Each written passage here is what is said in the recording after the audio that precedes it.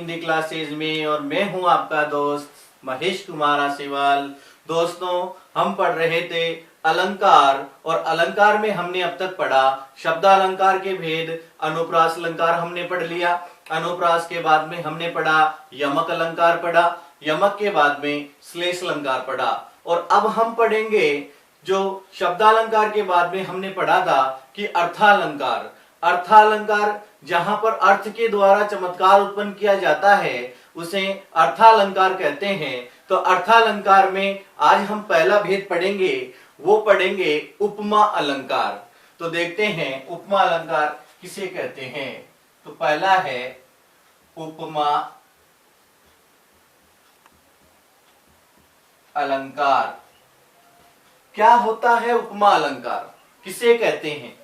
तो देखिए, उपमा अलंकार की परिभाषा होती है काव्य में उपमान व उपमेय में समानता या तुलना स्थापित की जाती है, उसे उपमा अलंकार कहते हैं। कि जब काव्य में उपमान व उपमेय में, तो देखो परिभाषा,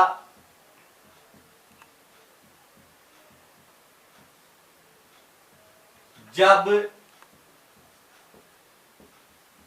काव्य में उपमान व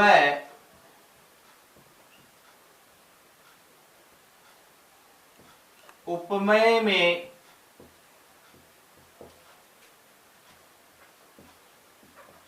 समानता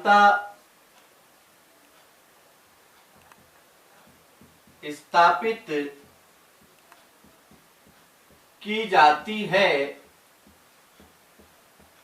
उसे उपमा अलंकार कहते हैं। कि जब काव्य में उपमान व उपमेय में समानता स्थापित की जाती है या तुलना की जाती है दोनों में, तो वहां पर उपमा अलंकार होता है। तो उपमा अलंकार का अर्थ क्या होता है? तो है उपमा का अर्थ, उपमा का अर्थ है समानता,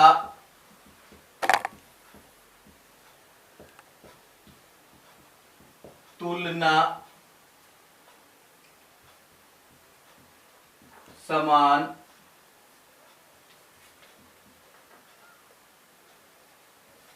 सादृश्य।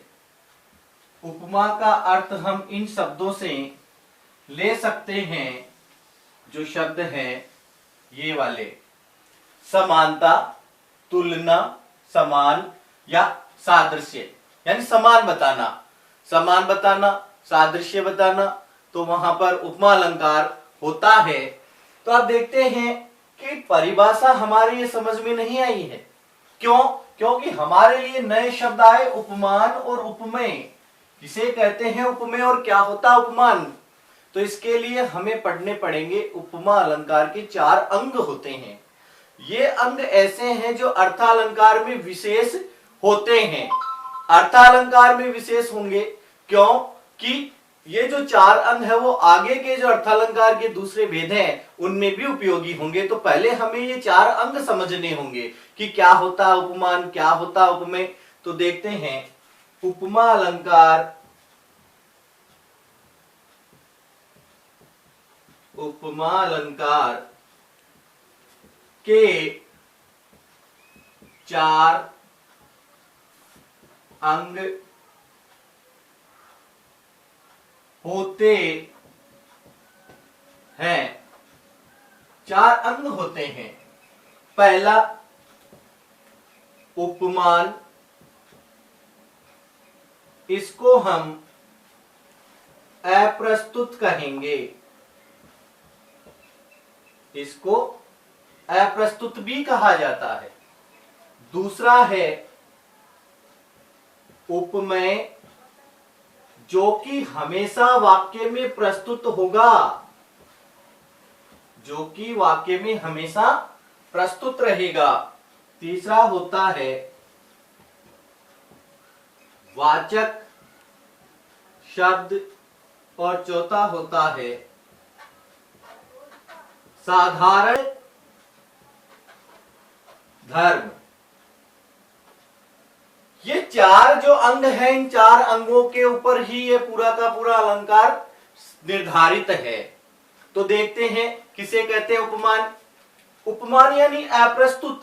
यह वाक्य में अप्रस्तुत रहेगा, यानी जिसकी उपमा दी जा रही है, इसको क्या कहेंगे? इसको कहेंगे जिसकी उपमा दी जा रही है। यानी जिसकी उपमा दी जा रही है उसको उपमान कहते हैं। यानी ऐसी कोई ना कोई एक प्रसिद्ध वस्तु है, या ऐसी प्रसिद्ध कुछ ना कुछ ऐसा कुछ उसमें अपने उसके गुण हैं, उन गुणों के आधार पर जिसकी उपमा दी जाती है उसे क्या कहते हैं? उपमान कहते हैं। फिर उपमेय। उपमेय में है जिसको, जो कि वाक्य में प्रस्तुत रहता है, जिसको उपमा दी जा रही है। यहां पर जिसको उपमा दी जा रही है, जिसको उपमा दी जा रही है वो क्या होता है? उपमेय होता है। फिर है वाचक शब्द, यानी जिसके माध्यम से दोनों में समानता बताई जा रही है। उपमेय में और उपमान में समानता बताई जा रही है, वो माध्यम वाचक शब्द होता है। जिसके माध्यम से उपमान व उपमेय में समानता बताई जाती है उसे क्या कहते हैं? वाचक शब्द कहते हैं। यानी ऐसे शब्द रहेंगे वाक्य में कि जिसके माध्यम से उपमान व उपमेय में समानता बतलाई जाएगी, उसे वाचक शब्द कहते हैं। फिर है चौथा है, वो है साधारण धर्म। साधारण धर्म क्या होता है कि साधारण धर्म कहते हैं कि वह शब्द जो उपमेय व उपमान के गुण को दर्शाता है, वह शब्द जो उपमेय व उपमान के गुण को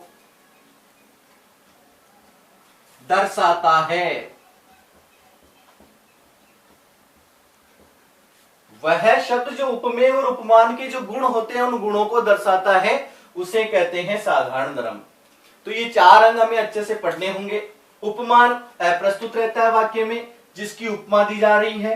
उपमेय प्रस्तुत रहता है जिसको उपमा दी जा रही है। वाचक शब्द जिसके माध्यम से उपमान व उपमेय में समानता बतलाई जाती है, ऐसे शब्द होंगे। और फिर है साधारण धर्म, वह शब्द जो उपमेय और उपमान के गुण को दर्शाता है। तो अब परिभाषा क्या हुई कि जब काव्य में उपमान व उपमेय में समानता बतलाई जाती है, यानी जिसकी उपमा दी जा रही है और जिसको दी जा रही है, उनमें जब समानता स्थापित कर दी जाती है, वहां पर उपमा अलंकार होता है, यानी आपस में तुलना करना। और वहां पर उपमा अलंकार होता है। उपमा का जो अर्थ होता है वो होता है समानता, तुलना, समान या सादृश्य। अब हम इसको उदाहरण के द्वारा समझेंगे कि देखते हैं ये क्या है चारों अंग।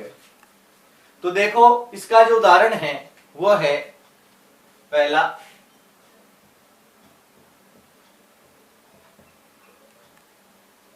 मुख कमल के समान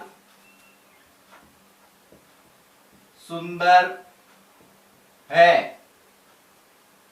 अब हम इसमें देखेंगे उपमान और उपमेय कौन से हैं। पहले तो परिभाषा कहती है कि उपमान व उपमेय में समानता या तुलना स्थापित की जाएगी। तो यहां पर एक तो मुख और एक है कमल। मुख यानी उपमेय प्रस्तुत है हमारे सामने, तो ये तो क्या हो गया? उपमेय। कमल, कमल क्या है? उपमान। और समान, समान क्या है? वाचक शब्द। और सुंदर क्या है? गुण, या इसको कह सकते हैं साधारण धर्म।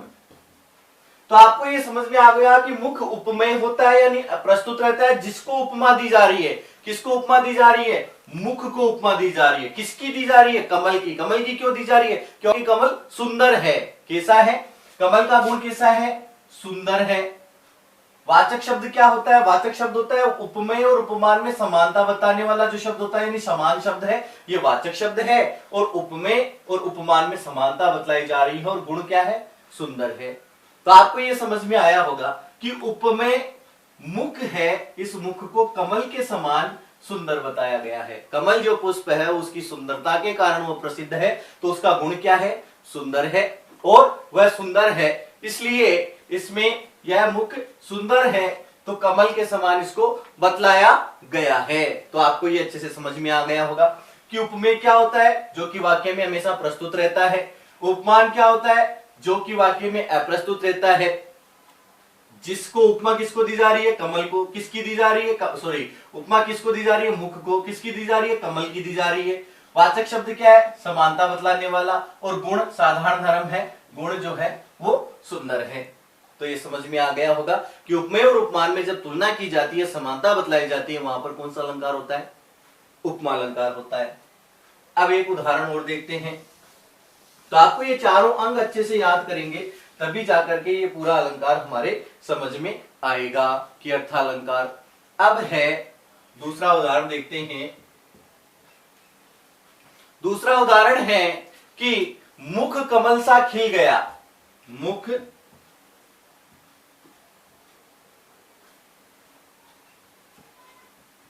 कमल सा खिल गया। मुख कमल सा खिल गया। यहां पर मुख कमल सा खिल गया, तो इसमें क्या है? मुख क्या है? उपमेय है, ठीक है। कमल क्या है? उपमान है, ठीक है। शा शब्द क्या है? वाचक शब्द है। और खिल गया, खिलना क्या हो गया? साधारण धर्म हो गया। साधारण धर्म। तो ये क्या हो गया? साधारण धर्म हो गया। तो यहां पर जो साधारण धर्म है, खिल जाना, तो मुख क्या है? उपमेय है। उपमान क्या है? कमल है। वाचक शब्द सा है, खिल गया साधारण धर्म है। तो इस प्रकार से वो है कि इसमें कौन सा अलंकार है? उपमा अलंकार है। उपमा अलंकार है। तो ये समझ में आ गया होगा।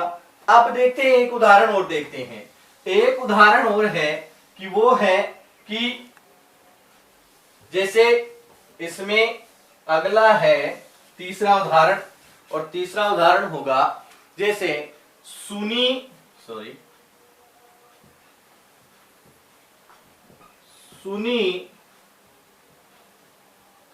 सुरसुरी पावन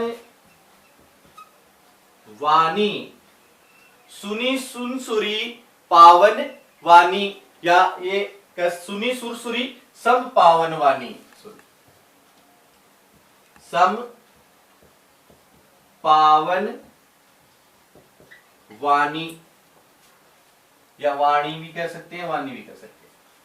सुनी, तो यहां पर वाचक शब्द कौन सा है?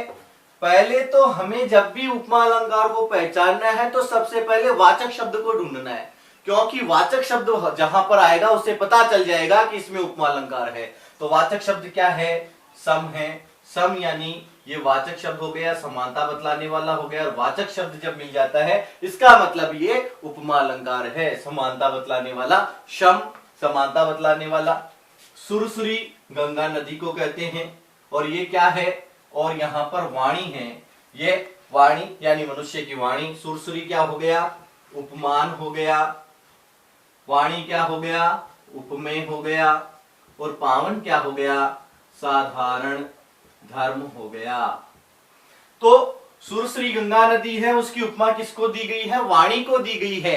वाणी को सुरसुरी के समान बताया गया है कि वैसी सुरसुरी है वो पावन वाणी है, जो मनुष्य की वाणी है वो सुरसुरी के समान पावन है। तो इस प्रकार से ये उपमा अलंकार के उदाहरण हुए।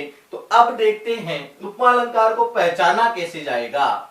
तो ये आपको उदाहरण अच्छे से समझ में आ गए होंगे। अब देखो पहचान के शब्द, इसके पहचान के शब्द कौन कौन से हैं। इसके पहचान के जो शब्द है इव, इव, वत, सम, समान, सा, सी, से, जैसा, जैसे, इव, वत, सम, समान, सा, सी, से, जैसा, जैसे, ये सारे के सारे जो शब्द है वो सारे क्या है, ये सारे इसके पहचान के शब्द है। जहां पर ये शब्द आ जाते हैं वहां पर क्या होता है, उपमा अलंकार होता है। वाक्य को पहचानने के लिए ये शब्द देख लो कि वाचक शब्द इसमें मौजूद है, इसका मतलब उपमा अलंकार ही होगा। यानी इव, वत, सम, समान, सा, सी, से, जैसा, जैसे, ये शब्द जहां आ जाते हैं ये सारे समानता बतलाने वाले शब्द है। सारे के सारे शब्द है वो समानता बतलाने वाले हैं, तुलना करने वाले शब्द है। और जहां पर ये आ जाएंगे वहां पर क्या होगा, उपमा अलंकार होगा। तो अब हम कल अगले वीडियो में पढ़ेंगे उपमा के कितने अंग, जो प्रकार कितने होते हैं। उपमा के 3 प्रकार होते हैं, पूर्णोपमा होता है, लुप्तोपमा होता है, मालोपमा होता है। वो अगले वीडियो में पढ़ेंगे। आज के लिए धन्यवाद।